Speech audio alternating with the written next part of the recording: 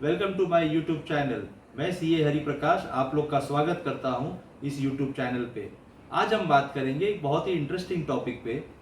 बहुत ही कॉमन सा टॉपिक है जिसे कहते हैं फाइनेंशियल रिकॉर्ड कीपिंग, या हिंदी में आप अपने इन्वेस्टमेंट का बही खाता कैसे रखें। तो आज हम बात करेंगे किस तरीके से आप एक अपनी फैमिली इन्वेस्टमेंट बुक बनाइए और कैसे अपने सारे इन्वेस्टमेंट्स को उसमें रिकॉर्ड कीजिए, जो डिफिकल्ट टाइम्स में आपके फैमिली मेंबर्स को और आपको हेल्प कर सकता है। तो आइए इस जर्नी पे चलते हैं।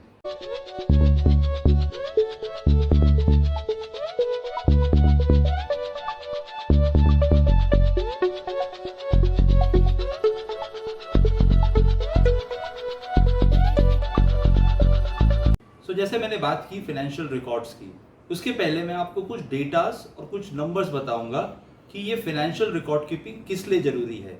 ये नंबर्स देख के आप जरा चौंकाओगे, बट आप पूरी तरह से मेरे से सहमत होगे कि आपको फाइनेंशियल रिकॉर्ड्स रखना बहुत जरूरी है और क्यों अपने फैमिली मेंबर्स के साथ इसे शेयर करना है। आज जैसे हमने बात किया था बहुत सारे फाइनेंशियल इन्वेस्टमेंट्स का जो अनक्लेम्ड है, तो लेट्स सी द कुछ डेटा देखते हैं। पहला डेटा जो आपके स्क्रीन पे है कि 82,025 करोड़ का इन्वेस्टर एस्टिमेटेड इन्वेस्टर वेल्थ ये आइडल पड़ा है बहुत सारे बैंक अकाउंट्स में, बहुत सारे अकाउंट्स में। उसमें आप देखोगे अगर हम 6% से भी रेट ऑफ इंटरेस्ट पकड़े तो क्लोज टू 5,000 करोड़ का इन्वेस्टर लॉस हो रहा है एवरी ईयर। सो ये 82,000 करोड़ कहाँ पड़े हुए हैं?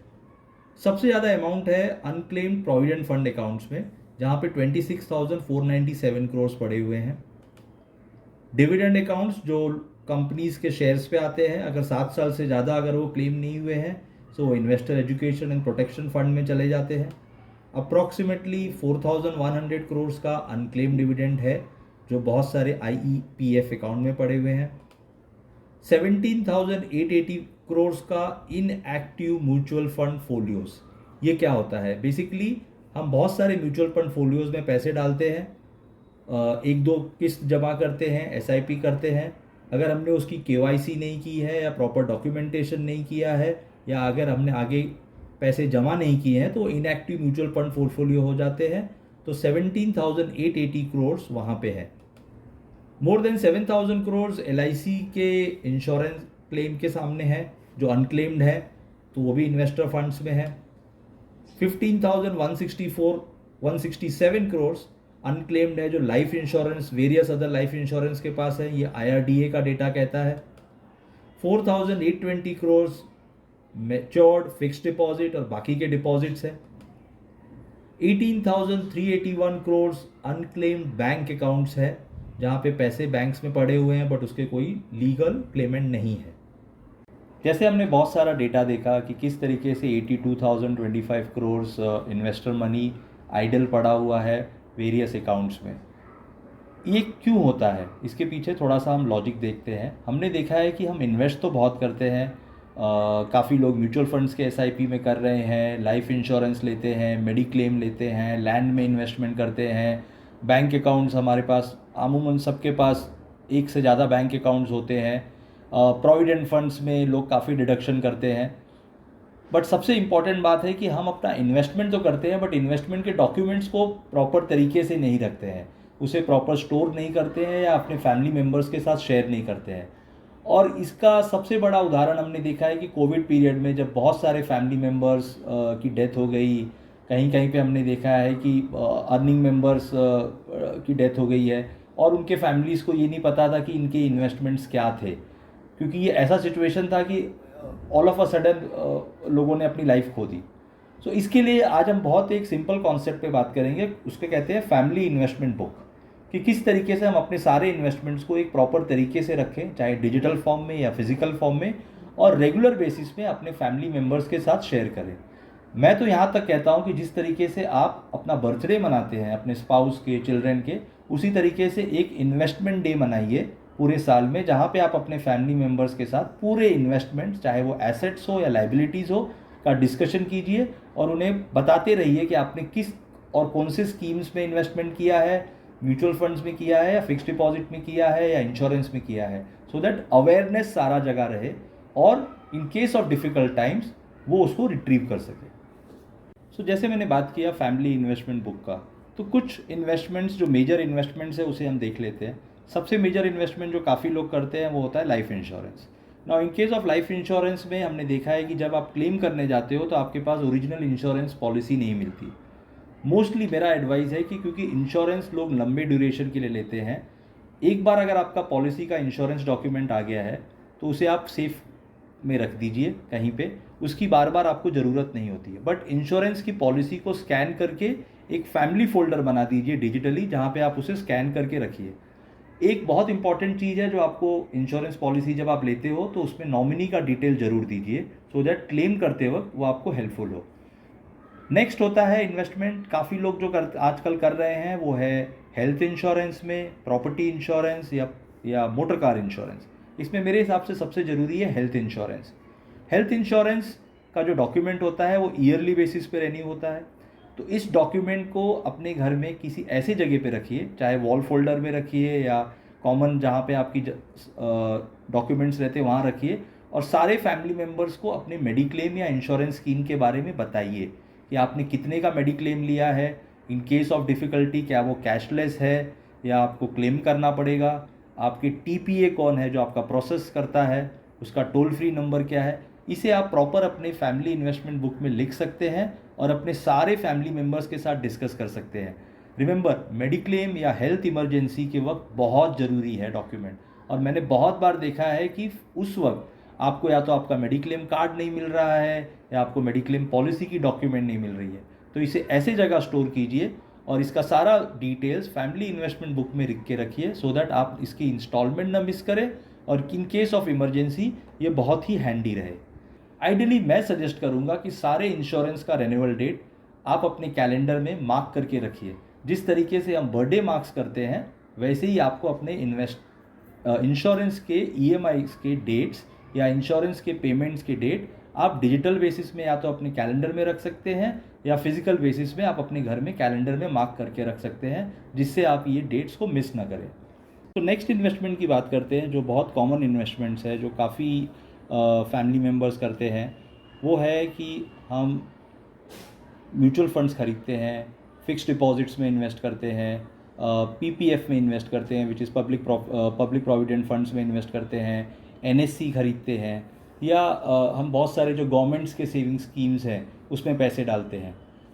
इन सारे इन्वेस्टमेंट स्कीम्स के लिए आपको ये ध्यान रखना है, खास करके जैसे आप फिक्स्ड डिपॉजिट जो बैंक के फिक्स्ड डिपॉजिट्स में रखते हैं, बहुत सारे बैंक्स ने आजकल डिजिटल सर्टिफिकेट्स भी चालू किया है इशू करना।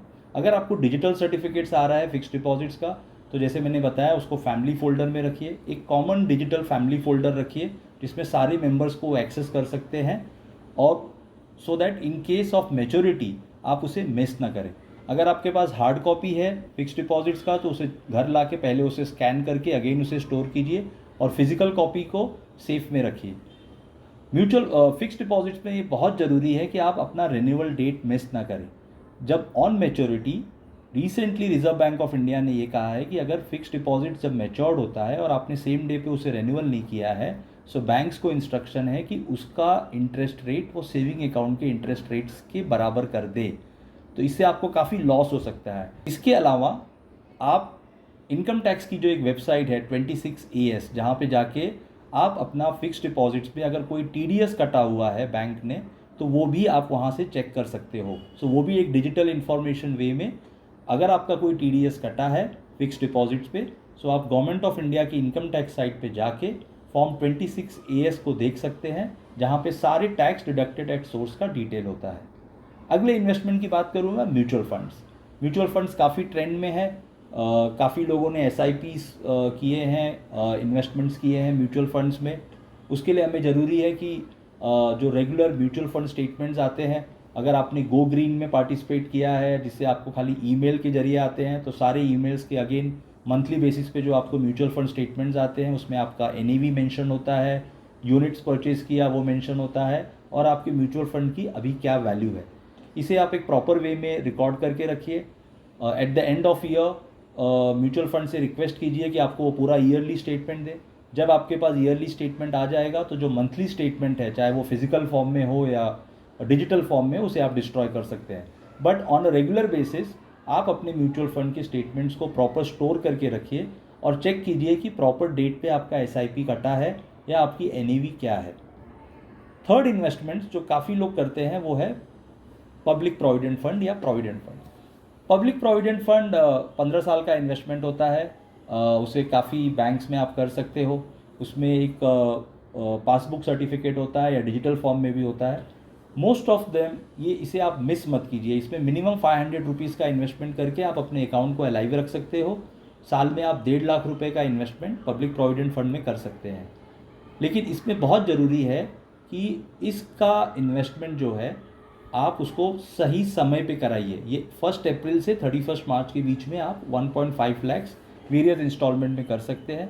पासबुक को अपडेट कराइए। अगेन इसको डिजिटल फॉर्म में स्टोर कीजिए या फिजिकल फॉर्म में अपने फैमिली मेम्बर्स के साथ में इसे बताइए कि आपने पब्लिक प्रोविडेंट फंड में इन्वेस्ट किया है। क्योंकि ये 15 साल का इन्वेस्टमेंट है, इसलिए ये बहुत ज़रूरी है कि इसके डॉक्यूमेंट्स को आप प्रॉपरली सेव करके रखें। नेक्स्ट इन्वेस्टमेंट होता है प्रोविडेंट फंड्स। जैसे मैंने बताया, आपकी सैलरी से हर महीने एक प्रोविडेंट फंड का अमाउंट डिडक्ट होता है। जो गवर्नमेंट सर्वेंट होते हैं वो नॉर्मली उनकी सर्विस कंटिन्यूड रहती है, बट जो प्राइवेट सेक्टर्स पे काम करते हैं, हमने देखा है कि काफ़ी प्राइवेट सेक्टर्स के एम्प्लॉयज़ जब वो जॉब छोड़ते हैं उस वक्त वो अपने प्रोविडेंट फंड को ट्रांसफ़र नहीं कराते हैं टू द न्यू एम्प्लॉयर। सो इस वजह से जो आपका पुराना प्रोविडेंट फंड है वो कभी कभी अनक्लेम्ड रह जाता है। सो इसके लिए रेगुलर बेसिस में गवर्नमेंट ऑफ इंडिया की ईपीओ की वेबसाइट है, ईपीएफ की, उस पर आप जा सकते हैं। अपने यूएएन नंबर को लिंक करके आप रेगुलर बेसिस पे वहाँ से प्रिंट आउट निकाल सकते हैं कि क्या आपका एम्प्लॉयर सही समय पे आपका पीएफ डिपॉजिट कर रहा है कि नहीं। ये बहुत अच्छी फैसिलिटी है जो गवर्नमेंट ऑफ इंडिया ने अभी दी है कि डिजिटल वे में आप जाके वेबसाइट पे चेक कर सकते हैं कि आपका प्रोविडेंट फंड प्रॉपर जमा हो रहा है या उस पर आपको प्रॉपर इंटरेस्ट मिल रहा है कि नहीं। सो मैं आपको एडवाइस करूँगा ऑन एन ईयरली बेसिस या हाफ ईयरली बेसिस पे आप प्रोविडेंट फंड की वेबसाइट पे विजिट कीजिए, अपना यूएएन नंबर लीजिए, उसे इंसर्ट कीजिए और इसका डिटेल निकाल के इसे अपने फैमिली मेम्बर्स के साथ शेयर कीजिए या स्टोर कीजिए। डीमैट अकाउंट जहाँ पे आपका शेयर्स के बैलेंसेस होते हैं, ज़रूर चेक कीजिए कि आपका डीमैट के जो चार्जेस है वो आप उसे टाइम पे कर रहे हैं। हो सके तो डीमैट अकाउंट और बैंक अकाउंट्स को जॉइंट वे में रखिए और दोनों जगह पे अपना नॉमिनेशन डालिए और फैमिली मेम्बर्स को इन्फॉर्म कीजिए कि आपने डीमैट के जरिए कौन से शेयर्स में या म्यूचुअल फंड्स में इन्वेस्ट किया है। नेक्स्ट इन्वेस्टमेंट्स जो हमारे लाइफ में बहुत इंपॉर्टेंट है और जिसके बारे में डॉक्यूमेंटेशन की सबसे ज़्यादा समस्या होती है वो है लैंड, ज़मीन। काफ़ी लोगों के पास इनहेरिटेंस ज़मीन होती है। काफ़ी टाइम पे हम नई ज़मीन खरीदते हैं फार्म हाउस बनाने के लिए या आउट स्टेशन में कहीं। एक बहुत अच्छी चीज़ है कि जो लैंड का डॉक्यूमेंट्स होता है, आपका ओरिजिनल डॉक्यूमेंट तो आप उसे सही तरीके से सेफ कस्टडी में रख सकते हैं, जैसे लैंड के रिकॉर्ड्स को डिजिटल वे में रखा हुआ है। सो इस तरीके से आप बहुत सारी जो वेबसाइट्स है गवर्नमेंट ऑफ इंडिया की जहाँ पे लैंड रिकॉर्ड्स डिजिटाइज्ड वे में है, बहुत सारी स्टेट गवर्नमेंट्स की भी वेबसाइट्स है, जैसे यूपी स्टेट गवर्नमेंट की वेबसाइट्स है जहाँ पे जाके आप अपने लैंड का डिटेल्स फिलअप कर सकते हैं और रेगुलर बेसिस पे डिजिटल वे में अपने लैंड्स की रिकॉर्ड्स को रिट्रीव कर सकते हैं। सिमिलरली कर्नाटका गवर्नमेंट का लैंड रिकॉर्ड्स का स्कीम है, गुजरात गवर्नमेंट्स का है, महाराष्ट्र गवर्नमेंट्स का है। सो मोस्टली अमूमन सभी स्टेट गवर्नमेंट्स ने अपने लैंड रिकॉर्ड्स को डिजिटाइज किया है। इसलिए ये ज़रूरी है कि आप अपने लैंड रिकॉर्ड्स को रेगुलर बेसिस में गवर्नमेंट ऑफ इंडिया की वेबसाइट या स्टेट गवर्नमेंट की वेबसाइट पे जाके उसका डिजिटल वे में उसे चेक कर सकते हैं। ये हर साल इसका एक आप डिजिटाइज कॉपी निकाल सकते हैं और इसे अपने फैमिली इन्वेस्टमेंट बुक में स्टोर कर सकते हैं। होपफुली आपको ये वीडियो अच्छा लगा है। आप तो इसे सब्सक्राइब कीजिए, अपने फ्रेंड्स और फैमिलीज़ को फॉरवर्ड कीजिए। मैं आपका सब लोगों का थैंक यू बोलना चाहता हूँ कि लास्ट 2 वीडियोज़ आप लोगों ने बहुत पसंद किए। इस वीडियो के बारे में अगर आपको और कोई जानकारी चाहिए या आप अपने कमेंट सेक्शन में लिख सकते हो और मैं आपको और भी इंफॉर्मेशन इसके बारे में शेयर कर सकता हूँ। Till then, thank you and bye.